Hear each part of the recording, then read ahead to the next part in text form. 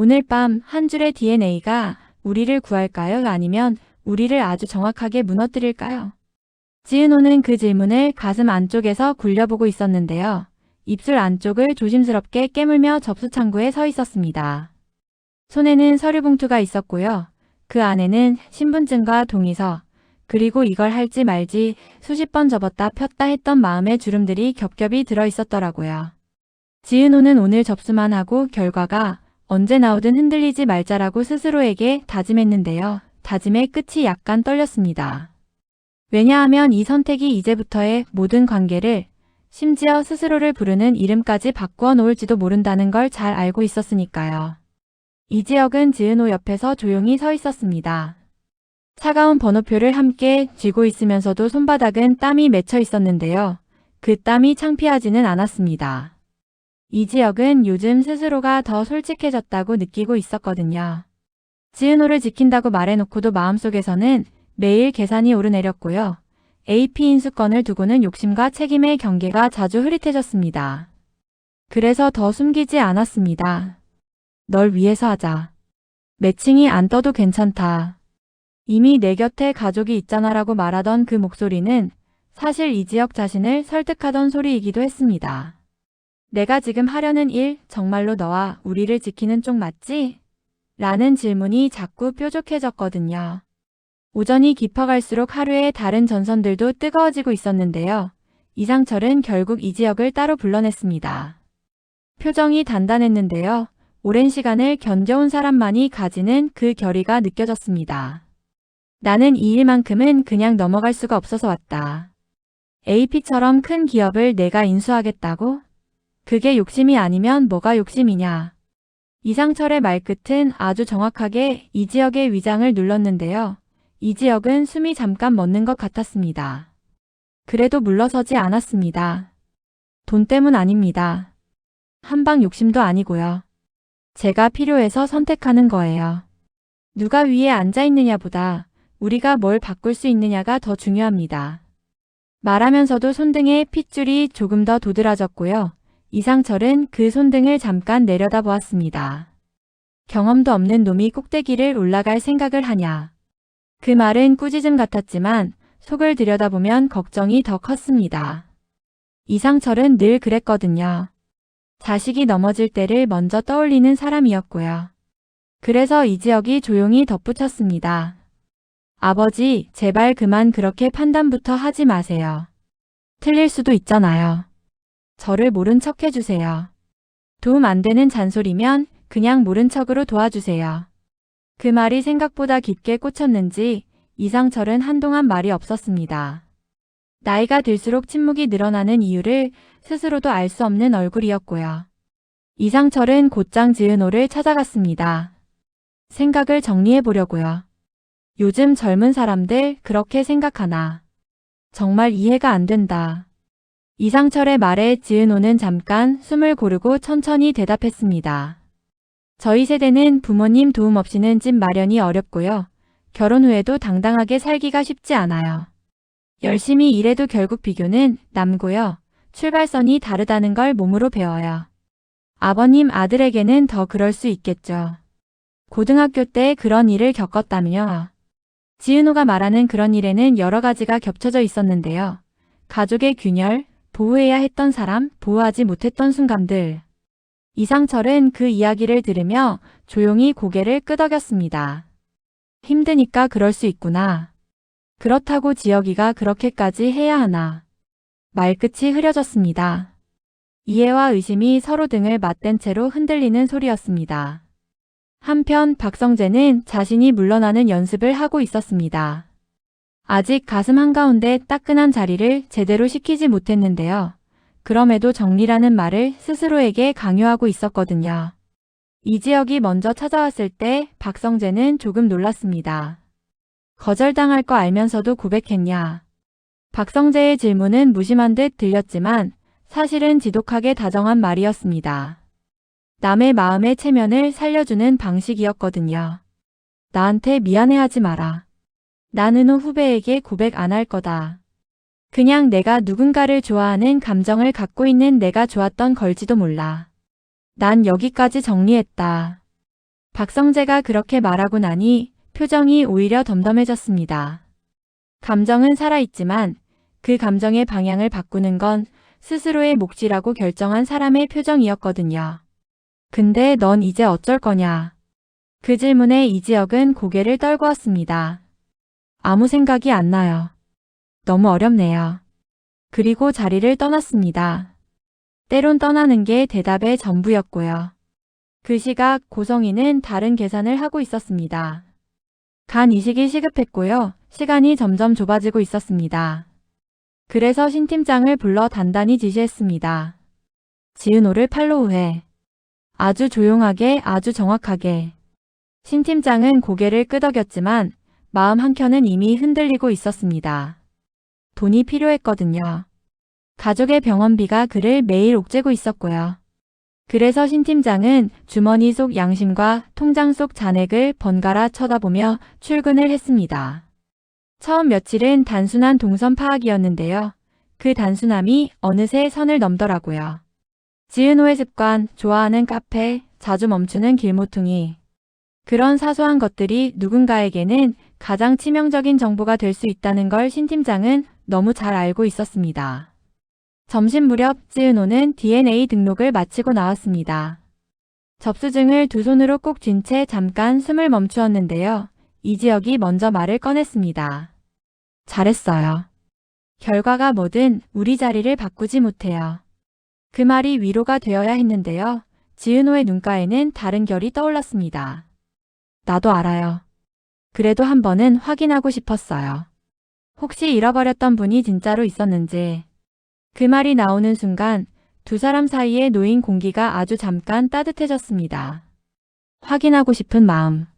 그리고 확인이 두려운 마음. 그 두 가지가 서로의 온도를 바꾸어주는 시간들이었습니다. 오후에는 AP 인수건이 본격적으로 움직이기 시작했는데요. 이사회에서 올라온 질문은 생각보다 단순했습니다. 왜 지금인가? 이지혁은 준비했던 문장을 꺼내지 않았습니다. 대신 최근의 숫자 대신 최근의 얼굴들을 꺼내놓았거든요.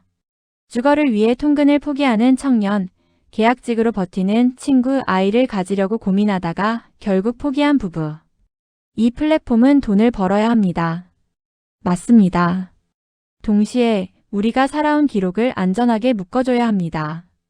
DNA 매칭과 실종 매칭을 투명하게 열 수 있는 구조가 필요합니다. 제가 AP를 사려는 건 자리를 얻으려는 게 아니라 접근권을 얻으려는 거예요. 그 말은 공허하지 않았습니다. 그런데도 한쪽에서 반대의 목소리가 치고 들어왔습니다. 화이트 나이트가 다른 조건을 제시했습니다. 더 높은 가격, 단 조건 하나 DNA 매칭 API는 폐쇄. 회의실의 공기가 변했습니다. 돈은 언제나 동의처럼 보였고 조건은 언제나 안전처럼 보였거든요. 이지혁은 그 순간 이상하게 조용해졌습니다. 열지 않으면 사라지는 얼굴들이 있을 텐데라는 생각이 머릿속에서 크게 울렸습니다. 해가 기울 무렵 첫 번째 심리적 클라이맥스가 찾아왔습니다. 익명 계정들이 지은호 DNA 등록을 흘리기 시작했거든요. 누가 흘렸는지 알 수 없었지만 어휘 선택을 보면 의도가 너무 뚜렷했습니다. 버려진 과거 찾기? 지금 와서 무슨 의미? 같은 문장들이 툭툭 올라왔고요. 로비에선 박우진이 아주 예의 바른 표정으로 인터뷰를 했습니다. 누나의 건강을 진심으로 걱정합니다. 그래서 권리를 분명히 하고 싶어요. 분명해지면 서로 덜 아프잖아요. 박우진의 문장은 완벽하게 다듬어져 있었는데요. 그 매끈함이 오히려 칼날처럼 느껴졌습니다. 지은호는 화면을 끄지 못하고 몇 번이나 켰다 껐다 했습니다. 손가락이 작게 떨렸는데요. 이지혁이 조용히 그 손등 위에 자신의 손을 얹었습니다. 지금은 끄자. 우리가 해야 할 건 숨 쉬는 거. 그 말에 지은호는 고개를 끄덕였지만 숨은 생각보다 쉽게 들어오지 않았습니다. 저녁 두 번째 클라이맥스가 이어졌습니다. 차민이 들고 온 외장하드에서 골목길 카메라 프레임이 복구되었거든요. 흐릿한 화면 구석에 팔뚝이 스쳐 지나가는데 H가 겹쳐진 문양과 십자 같은 표시가 희미하게 보였습니다. 이지혁은 눈살을 찌푸리며 오래전 경우 네트워크 명단을 떠올렸습니다. 이름 대신 한이라고 불리던 그림자. 얼굴에 대한 설명이 매번 달랐고 목소리는 낮았다는 증언뿐. 그리고 아주 오래된 화상 흉터에 관한 소문. 그 흉터가 오늘 복도의 그림자와 겹칠 때 등 뒤가 서늘해졌습니다. 그냥 소문이길 바랐는데요. 이지혁이 그렇게 말하자 차미는 프린트를 내밀었습니다. 프레임을 최대한 살렸는데요. 여기요. 이 문이 반복됩니다. 반복은 조직의 말투였고요. 말투는 곧 습관이었습니다. 한편 신 팀장은 마음이 점점 무거워졌습니다. 불법을 불법이라고 부르지 못하는 날들이 길어지면 사람은 스스로를 덜 좋아하게 되거든요. 신 팀장은 잠깐 멈춰서 휴대폰을 꺼냈습니다. 통화 목록에서 고성희 이름을 한참 내려다보더니 화면을 껐습니다. 그 대신 빈 메일을 여러 제목에 짧게 적었습니다. 내부 고발 조건 있음. 조건은 단 하나였습니다.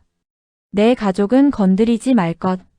보내기 버튼을 누른 순간 신 팀장은 아주 작은 눈물 한 방울을 닦았습니다. 배신이 아니라 귀환이라고 스스로를 설득하면서요. 밤이 깊어갈수록 이상철의 마음도 방향을 바꾸고 있었는데요. 낮에 들었던 말이 머릿속에서 계속 맴돌았습니다. 모른 척으로 도와달라. 이상철은 오랫동안 쥐고 있던 고집을 조금 내려놓아 보기로 했습니다. 익명으로 아주 조용하게 이지혁의 뒤를 스트레스 테스트에 올려보았습니다. 허점이 있나, 구멍이 있나 쭉 풀어보는 동안 이상철은 의외의 감정을 느꼈는데요. 성난 아버지가 아니라 교정하려는 동료의 마음이었거든요. 결과표 맨 아래줄에 딱 하나의 리스크가 떠 있었습니다. 가족. 그 단어를 본 순간 이상철은 처음으로 웃었습니다. 그래, 내가 괜히 화낸 건 아니었네. 하지만 그 웃음에는 조금 다른 색이 섞여 있었는데요. 인정과 응원의 섞임이었습니다. 이상철은 결국 결심했습니다. 브리지 파이낸싱은 내가 열어주마. 단 조건이 있다. DNA API 윤리위원회 산하로. 문장을 다 쓰기도 전에 누군가가 사적 유착이라는 루머를 던졌고요. 이상철의 휴대폰이 한동안 멈추지 않았습니다. 그래도 멈추지 않기로 했습니다. 이제는 누군가의 아버지이기 전에 누군가의 동료가 되어보자고요. 자정 무렵 세 번째 클라이맥스가 병실 문 앞에서 숨을 쉬었습니다. 복도 끝에서 낮은 기도 소리가 들렸고요. 그 소리가 지은호의 심장을 아주 천천히 조여왔습니다. 숨이 가빠지기 직전 이지혁이 귓가에 작은 숫자를 붙여주었습니다. 하나, 둘, 셋. 간호사 호출 버튼이 눌렸고요. 의료진이 들어와 수치를 확인했습니다. 지금은 안정적입니다. 외부 자극을 줄이세요. 의료진의 말이 객관적일수록 마음은 오히려 주관적으로 흔들렸습니다. 그래서 이지혁은 말을 줄이고 손을 더 세게 잡았습니다. 말 많은 위로보다 손의 온도가 낮다고 배웠거든요. 새벽 박성재의 휴대폰이 진동했습니다. 모르는 번호. 내가 찾는 사람, 내가 부르는 이름이 아니다. 내가 지키고 싶은 사람, 내가 아는 방법으로는 못 지킨다. 오늘 밤 옛 공장 굴뚝 밑으로 와. 문장이 짧아서 더 위험해 보였는데요. 박성재는 한참을 서 있었습니다. 이지혁에게 바로 알릴까 아니면 먼저 가볼까? 그는 결국 짧은 메시지를 남겼습니다. 혹시 내가 늦으면 어제 만든 리스트대로 움직여주세요. 그 문장에는 신뢰와 책임이 같이 들어있었는데요. 그렇게 적고 나니 오히려 마음이 고요해졌습니다. 겁이 없어서가 아니라 누군가 대신 겁을 나눠들고 있다는 감각이 위안이 되었거든요. 이튿날 아침 새로운 변수가 하나 더 들어왔습니다. 이사회 메일함에 화이트 나이트의 조건이 정식으로 도착한 겁니다. 더 높은 가격, 더 빠른 결제, 단 하나의 조건. DNA 매칭 API 폐쇄. 이지혁은 메일을 여러 번 읽었습니다. 숫자는 아름다웠고요. 조건은 치명적이었습니다. 그 순간 이상철에게서 메시지가 도착했습니다. 브리지 내가 보태겠다. 대신 API는 윤리위원회로. 대외 공개는 단계적으로. 이 문장을 읽고 이지혁은 아주 잠깐 눈을 감았습니다. 승인도 아니고 반대도 아닌 새로운 방식의 합의가 손에 잡히는 느낌이었거든요. 한 방이 아니라 백수의 방책이라는 말이 불현듯 떠올랐습니다. 한 번에 끝내지 않고 100번의 수와 1000번의 검증으로 버티는 방식. 이지혁은 답장을 짧게 보냈습니다. 받겠습니다. 오전 10시 네 번째 클라이맥스가 로비에서 생겼습니다. 박우진이 다시 인터뷰를 했거든요. 정리가 되면 서로 덜 아프다. 이지혁은 그 말을 화면으로 보다가 로비로 내려가 조용히 말했습니다. 근거 없는 말은 곧 근거 있는 법으로 바뀝니다. 여기까지 하죠. 산모가 쉬어야 합니다. 어조는 단단했는데 공격적이지 않았고요. 사람들은 그 톤이 낯설어서인지 잠깐 조용해졌습니다. 박우진은 미소를 잃지 않았습니다. 저는 누나를 걱정합니다. 그게 진심인지 계산인지 혹은 둘 다인지 판단하기 어려운 미소였습니다. 지은호는 그 모습을 모니터로 보면서 속으로 중얼거렸습니다. 예의는 칼이 될 수도 있구나. 심장이 아주 조금 빨라졌다가 다시 천천히 내려왔습니다. 정오를 지나 5번째 클라이맥스가 서서히 올라왔습니다. 신 팀장이 보낸 메일이 도착한 겁니다. 내부 고발 문서, 암호화된 대화 기록, 통화 녹취 조각. 파일이 열리자마자 사람들의 얼굴이 굳었습니다. 고성희와 의료 브로커 사이의 단어들이 너무 명확했거든요. 치료를 위한 거짓, 일시적 접근, 팔로우. 단어의 조합만으로도 많은 것을 설명하고 있었습니다. 다만 핵심 파일만은 잠겨 있었는데요. 암호 힌트에 짧게 적혀 있었습니다. 아이돌 태그 하나. 이지혁은 그 문장을 소리내어 읽었습니다. 아이돌 태그 하나. 그 순간 오래전 분만 기록 위조 의혹이 머릿속으로 튀어올랐습니다. 누군가 한 번의 태그로 두 아이를 구분하려 했고 누군가는 그걸 지워버리려 했던 그림자. 그 그림자에 한이라는 흔적이 겹쳐졌습니다. 공용 계정. 한 명이 아니라 네트워크. 한 명만 잡아도 끝나지 않는 구조. 그래서 원이라고 했구나. 이지혁이 낮게 말했습니다.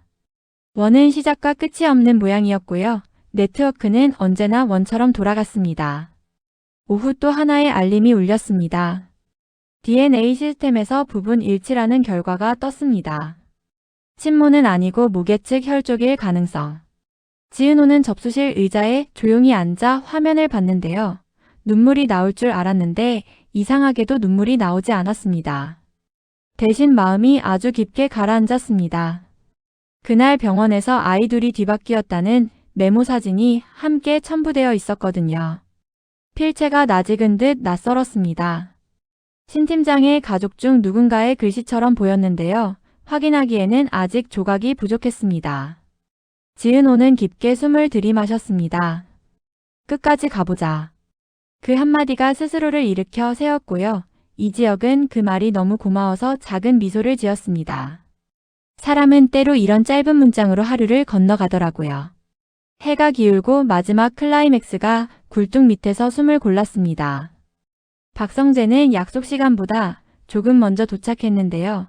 낡은 철문 너머에서 낮고 편평한 목소리가 들렸습니다. 넌 칼이 아니고 칼집이래. 맞지? 그 말은 비꼼처럼 들렸지만 사실은 관찰이었습니다. 내가 칼집이면 칼이 어디 있는지도 알겠네. 박성재는 짧게 대답했습니다. 칼을 찾으러 온 게 아니라 칼을 집어넣으러 왔다. 그 순간 어둠 속에서 누군가가 움직였습니다. 발걸음 소리 하나. 아주 익숙한 리듬. 그러나 얼굴은 보이지 않았고요. 대신 손목에 흰 흉터가 빛에 잠깐 닿았습니다. 오래된 화상의 모양. 이야기가 막 끝나려는 순간 아주 가까운 곳에서 다른 발걸음이 포개졌습니다. 서로를 지켜보는 두 개의 그림자, 그리고 그들을 지켜보는 또 하나의 발걸음. 원은 시작도 끝도 없다라는 음성이 머릿속에서 둥글게 돌았고요. 박성재는 스마트폰을 손 안에서 천천히 세로로 돌렸습니다. 그 작은 움직임이 신호였습니다. 병원에서 준비한 팀이 멀지 않은 곳에 있다는 뜻이었거든요. 병원, 집, 회사, 굴뚝 4개의 점이 하루에 찍혔는데요. 그 점들을 잇는 선이 어느새 원을 그리기 시작했습니다. 원 안쪽에 이지혁, 지은호, 이상철, 김다정, 이수빈, 이지환, 박성재가 서로를 붙들고 있었고요. 원 바깥에서 박우진의 미소와 한의 그림자가 원의 두께를 얇게 만들고 있었습니다. 얇아진 곳은 금이 가기 쉽고요. 금이 간 자리로 빛도 들어옵니다. 사람들은 보통 금을 두려워하지만 금을 통해 들어오는 빛을 받아들이기도 하거든요. 그래서 오늘의 끝에서 이 지역은 아주 작은 결심 하나를 덧붙였습니다. 한 방이 아니라 100번의 방책으로 버티자. 박성재는 굴뚝 밑에서 짧게 고개를 끄덕였고요. 지은호는 접수증을 지갑에 넣으며 작게 속삭였습니다. 아이돌 태그 하나 그럼 나는 누구였을까요? 그 질문이 곧 다음 이야기의 첫 문장이 될 거라는 걸 모두가 어렴풋이 알고 있었습니다. 그리고 바로 그 알림이 떴습니다. 시스템에 새로운 접근 시도가 감지되었다는 경고. 사용자명은 한. 접속 위치는 AP 사내 라운지. 숨이 잠깐 멎었다가 아주 천천히 다시 들어왔습니다. 다음 움직임을 준비하는 데에는 때로 단 한 번의 호흡이면 충분하더라고요. 오늘 밤 그 한 번의 호흡이 유난히 소중하게 느껴졌습니다.